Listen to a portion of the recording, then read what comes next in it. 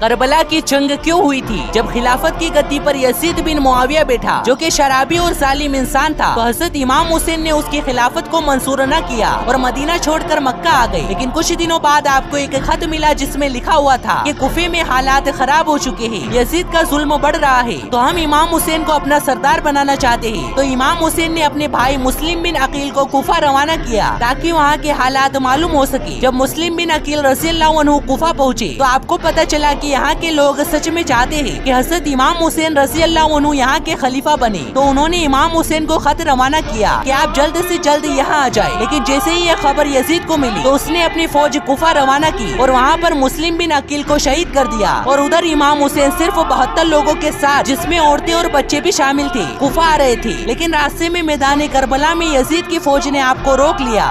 امام حسین جنگ کے ارادے سے نہیں آئے تھے، اس لیے آپ کے ساتھ صرف 72 لوگ تھے جس میں عورتیں اور بچے بھی شامل تھے۔ آپ کو کوفہ سے پہلے ہی میدان کربلا میں یزید کی فوج نے گھیر لیا تھا اور 7 محرم کے دن دریائے فرات کا پانی بھی آپ کے لیے بند کر دیا گیا۔ میدان کربلا میں تپتی ریت پر بنا پانی کے ان 72 لوگوں نے دشمنوں کا سامنا کیا، لیکن پھر بھی امام حسین کے ایک ساتھی نے دشمنوں کے سینکڑوں لوگوں کو جہنم کا راستہ دکھایا اور تلوار چلاتے شہید ہو گئے۔ حضرت عباس بچوں کی پیاس کو نہ دیکھ سکے اور دشمنوں کی فوج کو چیرتے ہوئے دریائے فرات تک پہنچے اور پانی کا مسکزہ بھرا، لیکن دشمنوں نے پیچھے سے تیروں سے حملہ کیا اور آپ کو شہید کر دیا۔ ایک ایک کر کے امام حسین کے سبھی ساتھی اور بھائی بھتیجے اور بچے شہید ہوتے گئے، یہاں تک کہ امام حسین کے 6 مہینے کے بیٹے علی اصغر بھی دشمنوں کے تیر سے شہید ہو گئے۔ اب میدان میں اتر چکے تھے اللہ کے شیر امام علی کے بیٹے امام حسین۔ اب میدان میں اتر چکے تھے اللہ کے شیر امام علی کے بیٹے امام حسین۔ کئی دنوں سے کربلا کی تپتی ہوئی ریت پر بھوکے پیاسے تھے، لیکن پھر بھی میدان کربلا میں ایسا جلوہ دکھایا کہ یزیدیوں کی فوج گدڑوں کی طرح بھاگنے لگی، کیونکہ سب کو پتا تھا کہ یہ مولا علی کے بیٹے ہیں۔ جب عمر ابن سعد نے دیکھا کہ یہ امام حسین ہے تو اس نے اپنے سارے سپاہیوں کو ایک ساتھ بھیجا، لیکن وہ سارے گیدڑ مل کر بھی اللہ کے شیر امام علی کے بیٹے امام حسین کا مقابلہ نہ کر سکے اور واپس بھاگ گئے۔ اتنے میں عصر کی نماز کا وقت ہوا اور قربان جاؤ حضرت امام حسین کے نام پر کہ آپ نے جنگ کے میدان میں بھی نماز کو نہیں چھوڑا، لیکن یزیدیوں کو اسی لمحے کا انتظار تھا اور دشمنوں نے حضرت امام حسین کی گردن کو جسم سے جدا کر کے آپ کو سجدے کی حالت میں شہید کر دیا۔ یزیدی سوچنے لگے کہ ہم نے جنگ فتح کر لی۔ ارے کاہے کی فتح، جھنڈا تو آج بھی کربلا میں امام حسین کا لہراتا ہے۔